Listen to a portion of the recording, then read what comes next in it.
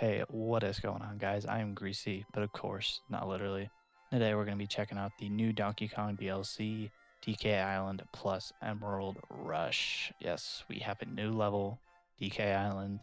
It looks beautiful, but is it worth the $20 price tag? Let's take a look, guys. All right, first notable part is we got the DK house right here. You can see some characters kind of just hanging out here. They don't really do much. You can talk to Crinky Kong, but he doesn't really have too much to say. You can high five him. That's about it. Then you go inside the house. A lot of these banana piles all over the island you can use to heal yourself up, and you can see with the poster in the room, DK's got his priorities straight. If you play DK Bananza, gold is pretty important. The island is littered with little extra side room, little missions. If you're familiar with the game, you know what I'm talking about. You can get a bunch of extra gold. Crinky Kong mentions that, this is a pretty good place to stack up on gold if you like to cheat. So the DLC, the island is also kind of just like, oh, you need gold?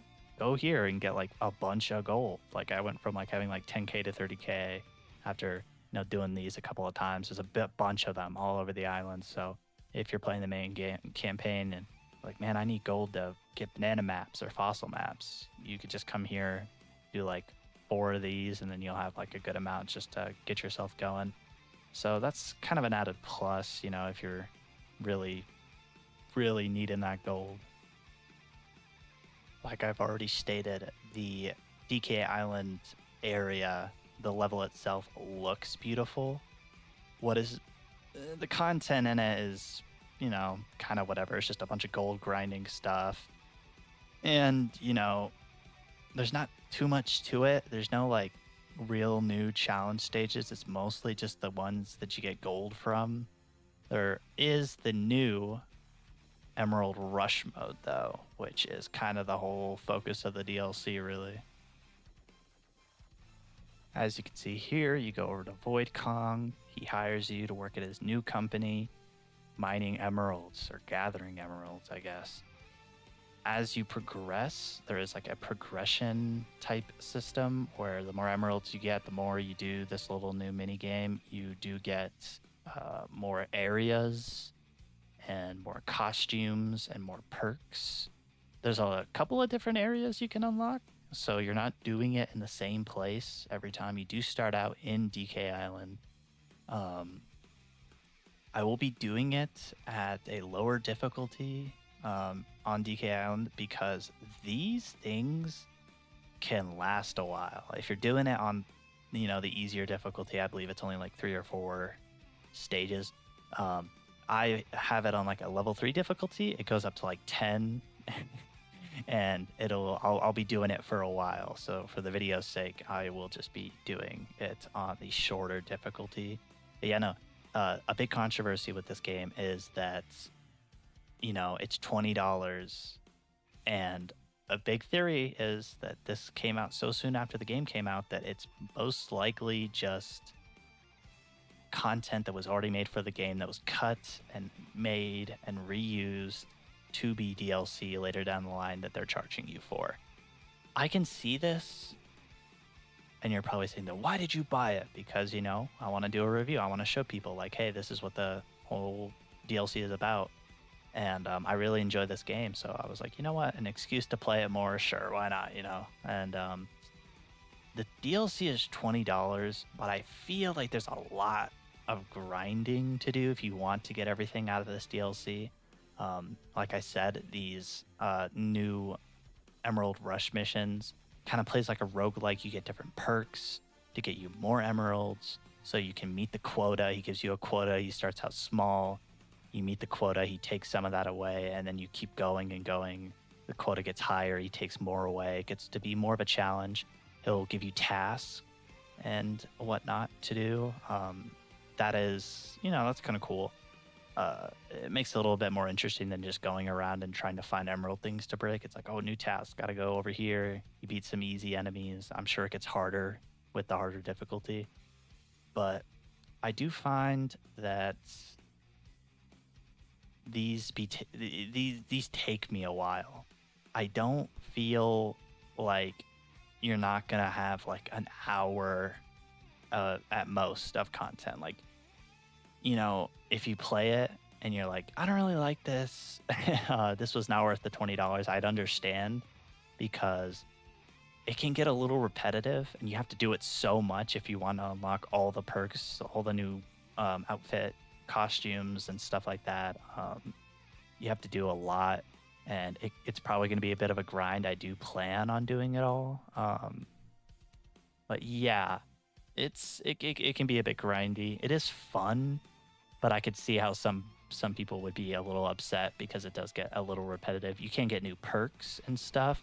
Some of the perks are kind of lame though. It's like, oh, this enemy will drop more emeralds, and then every task he gives you to go beat an enemy, and then you never see that type of enemy. So it's like, why did I even pick this perk? So that can kind of suck sometimes. But there are some pretty fun perks. Like there's some perks that allow you to bargain with him, so you can get more emeralds for doing his little missions. It's kind of fun. I enjoy it. I can see if somebody didn't though.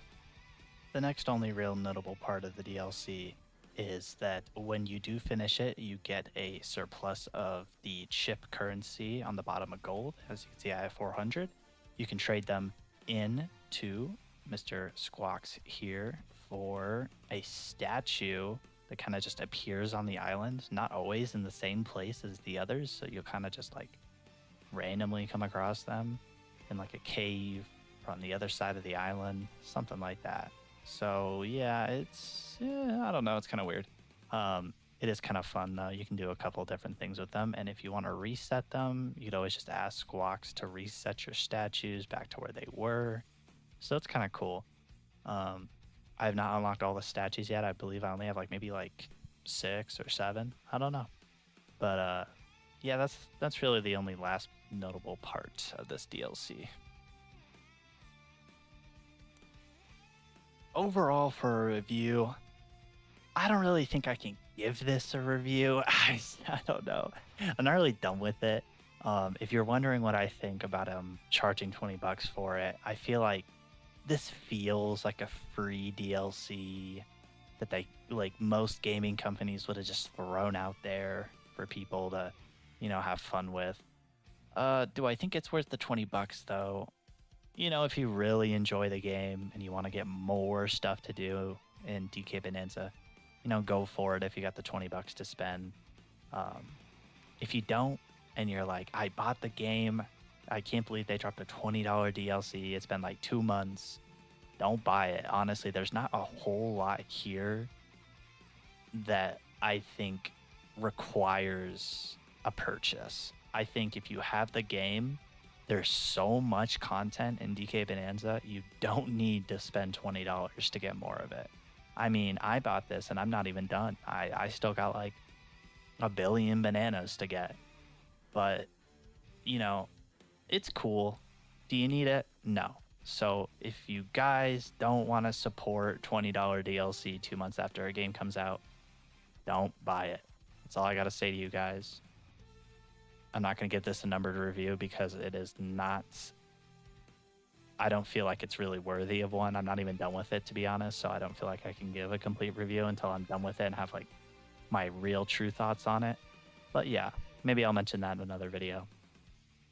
If you guys enjoyed the video, please consider liking and subscribing. I am a small channel, and every subscriber, every like, every comment, it counts. So I really, it'd be nice if you guys could do that.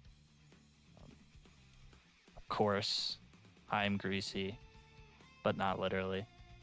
And I will see you all next time.